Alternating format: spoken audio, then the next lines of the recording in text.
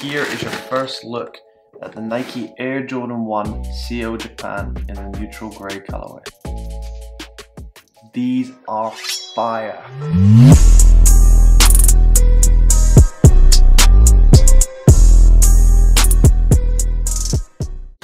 Hello and welcome back to the channel.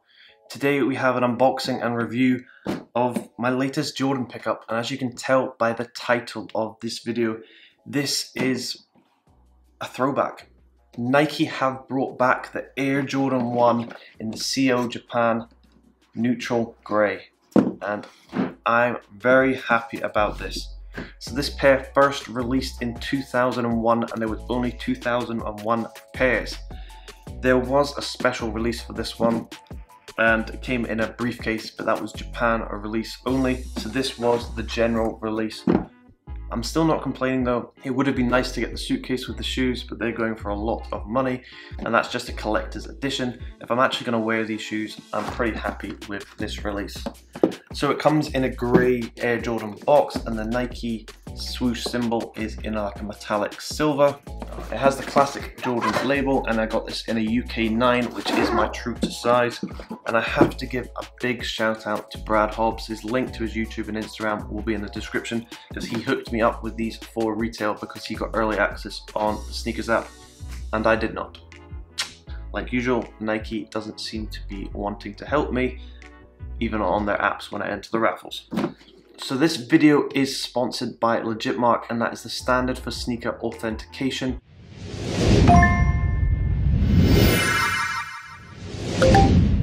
So if you're buying any sort of hype sneaker, you want to know that you're getting the real deal and not getting scammed with a fake. There will be a link in the description where you can check them out, and they're actually offering 25% off your first sneaker authentication.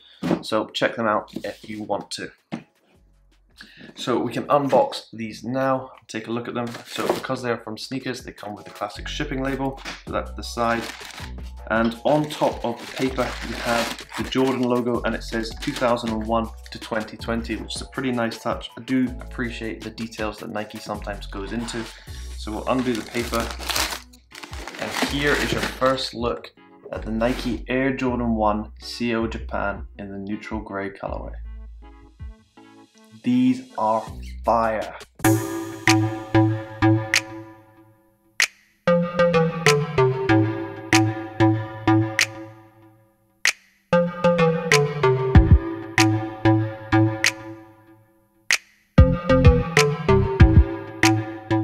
So, now that you've seen the B-roll, let me know what you think of these because I actually love them.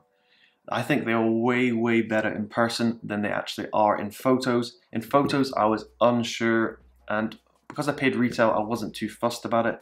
They're not going for too much money. I'll put it up here what they're going for on StockX, but they're not going for that much. But in person these are so nice. Really nice. It's a mixture of different materials, but they all go so well together. And to be honest, this could be a daily wearer for me, just because it's not too out there. I know it does have silver metallic kind of look to it, but in person, this really does not stand out, and I'm actually a big fan of these. So across the toe box, we have that silver leather, which is nice and soft. It's not too nice a quality, but it is still looks very good indeed. And this continues on the heel around the upper part of the ankle as well.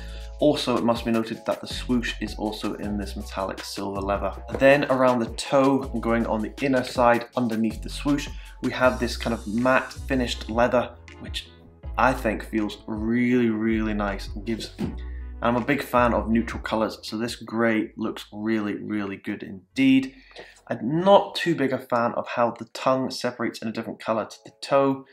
I'm always a fan of when this all completely matches, so that kind of is an off-putting point for me. But other than that, the laces that they have provided match the actual color of the tongue, so they blend in really well, which I am also a big fan of. Another down point of them is actually the Air Jordan logo. I will give you a close-up of this as well. That plastic Air Jordan logo isn't my favorite. It doesn't look too bad, but I think I would have preferred it if they'd just done a normal Air Jordan embossing on the side, maybe in a white, which would match with the silver really nicely, but you can't complain too much. Looking at the overall quality of the shoe, the stitching is actually very good indeed. It looks like the QC from Nike on these was very high, and I'm not surprised, seeming as it is quite a special shoe just because of the history behind it. We have along the bottom a white sole, which looks really good contrasting with the greys and the silvers, and if you turn it upside down we have a grey bottom as well, and I can't complain about this as well. Really nice. All the colours that they have used are really good indeed. I think it would have been cool if they provided some spare laces, maybe a white laces or even a silver lace would have looked really good with this, but it doesn't seem to have provided any spare laces at all. I think if you're going to cop a pair of these, I think the resale price will eventually go up. However, it might take quite a while. But if you're copping to wear, this is a really nice colour, and I really think you will enjoy it if you have nothing similar to it. So this was just a short review. I hope you have enjoyed it. As you can tell, big fan of these. Really like what Nike has done with them. And I think, and I don't know, let me know what you think about them bringing back older releases and redoing them. I really want to know in the comments below what you think about this. Is it a good idea? Is it a bad idea? But let me know. And thank you very much for watching. I hope you have a great day.